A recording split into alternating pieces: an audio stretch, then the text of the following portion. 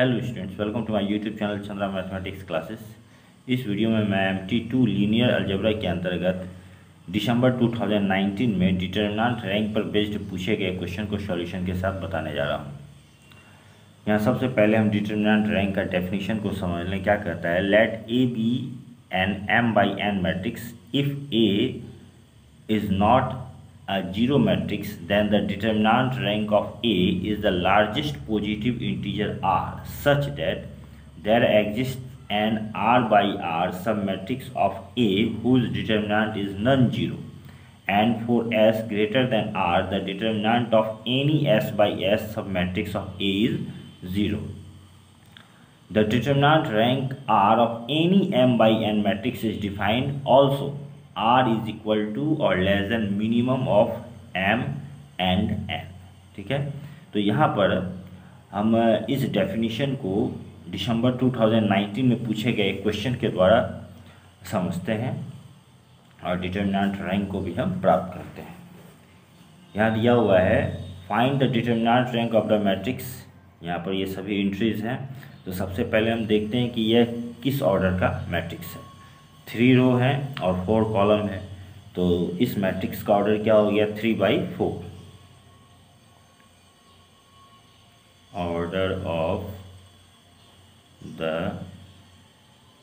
Matrix is equal to 3/4। अब definition के अनुसार डिटरमिनेंट रैंक क्या होगा? इन दोनों नंबर में जो छोटा नंबर है, ठीक है, उसके इक्वल या उससे छोटा होगा डिटरमिनेंट रैंक इस मैट्रिक्स का। यहाँ लिखेंगे देन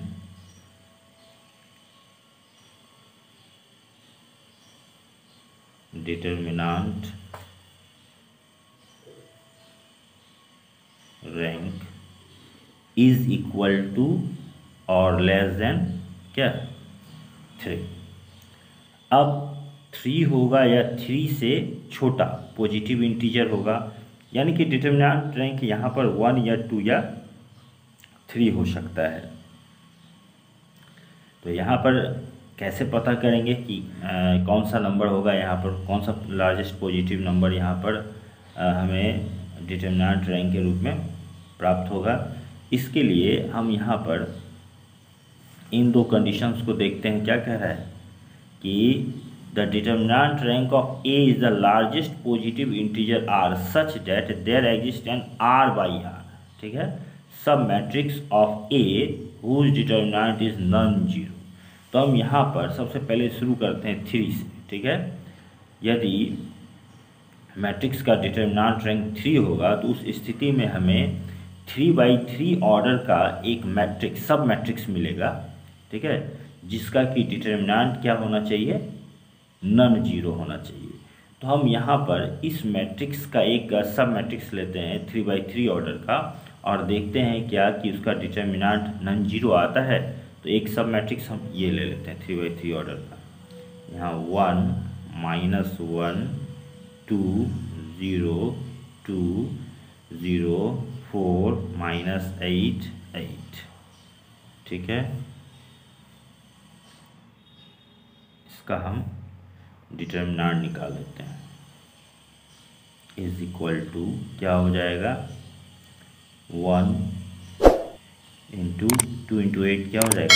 16 -8 × 0 0, फिर यहाँ -1 इंटू अब क्या हो जाएगा? 0 × 8 0 -4 × 0 0, फिर यहाँ प्लस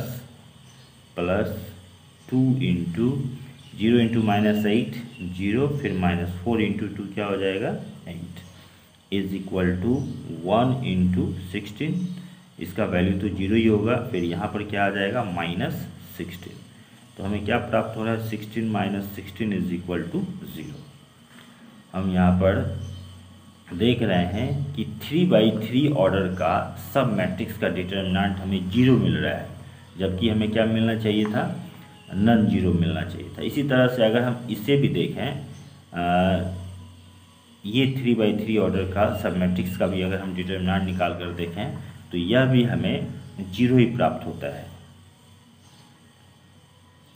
-1 2 4 2 0 4 -8 8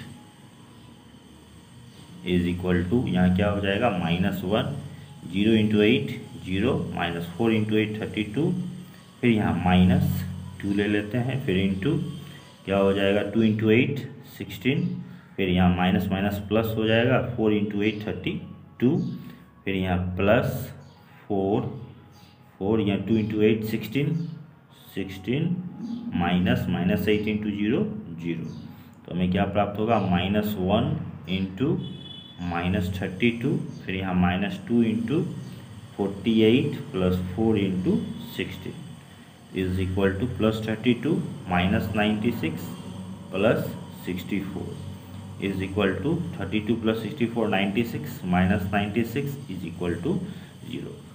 तो इसके हमें दो सब मैट्रिक्स 3/3 ऑर्डर के प्राप्त होते हैं, दोनों का डिटर्मिनेंट क्या आ रहा है हमें 0 आ रहा है। तो उस स्थिति में अब हम देखेंगे 3 से छोटा, ठीक है, 3 से लेस पॉजिटिव इंटीजर क्या 2 को देखते हैं। मतलब अब हम देखेंगे कि 2/2 ऑर्डर के सब मैट्रिक्स का डिटर्मिनेंट क्या नॉन जीरो हमें प्राप्त होता है।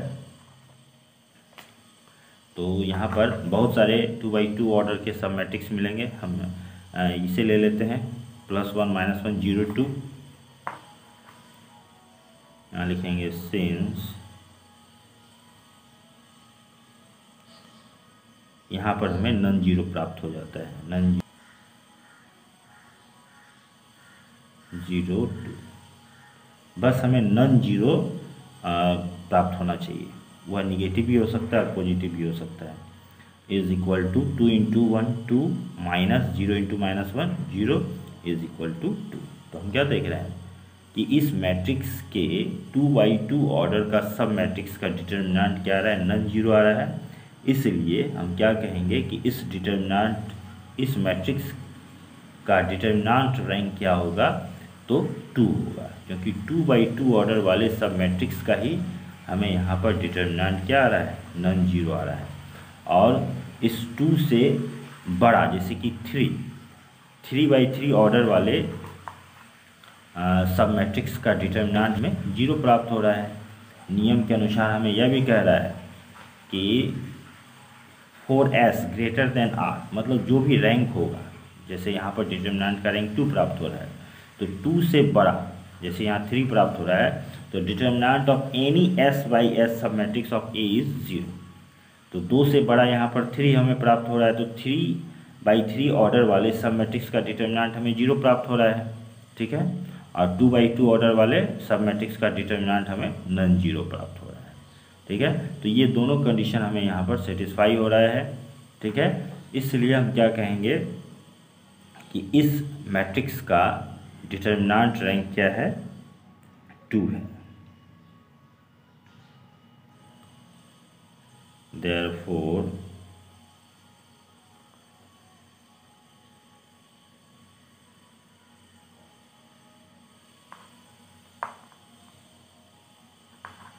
rank of the matrix is equal to 2। Okay, हमें सबसे पहले क्या देखना है कि यह मैट्रिक्स किस ऑर्डर का है, ठीक है। 3/4 ऑर्डर का है, तो जिस ऑर्डर का है उसमें हमें यहाँ पर जो छोटा नंबर होगा, ठीक है, इस मैट्रिक्स का डिटर्मिनेंट रैंक उसी नंबर के इक्वल या उससे छोटा पॉजिटिव इंटीजर होगा, ठीक है। यहाँ पर हमें 3 प्राप्त हो रहा है, छोटा 3 और 4 में छोटा 3 है, तो 3 होगा या 3 से छोटा, यानी 1 और 2, 1 2 और 3 हो सकता है। तो अब इन तीनों में कौन हो सकता है, इसके लिए हमें यहाँ पर हम सबसे पहले शुरू करेंगे कि 3/3 ऑर्डर का इसका जितना भी सब मैट्रिक्स है, ठीक है, वो सभी क्या उनका डिटर्मिनेंट हमें नॉन जीरो प्राप्त होता है। तो हम यहाँ देखते हैं कि 3/3 ऑर्डर के जितने भी सब मैट्रिक्स मिलते हैं उसका डिटर्मिनेंट हमें नॉन जीरो नहीं मिलता है, 0 मिलता है, ठीक है। तब उस स्थिति में हम समझेंगे कि 3 इसका डिटर्मिनेंट रैंक नहीं होगा, तब हम उससे छोटा नंबर लेते हैं, यानी 2 लेते हैं। तो 2/2 ऑर्डर का हम एक सब मैट्रिक्स लेते हैं इस मैट्रिक्स का, तो हम देखते हैं कि उसका डिटर्मिनेंट हमें नॉन जीरो प्राप्त हो रहा है। तो उस स्थिति में हम क्या कहेंगे कि इस मैट्रिक्स का डिटरमिनेंट रैंक क्या होगा, 2 होगा। ओके, और इस तरह से ही हम किसी मैट्रिक्स के डिटरमिनेंट रैंक को फाइंड करते हैं। Okay students, thanks for watching.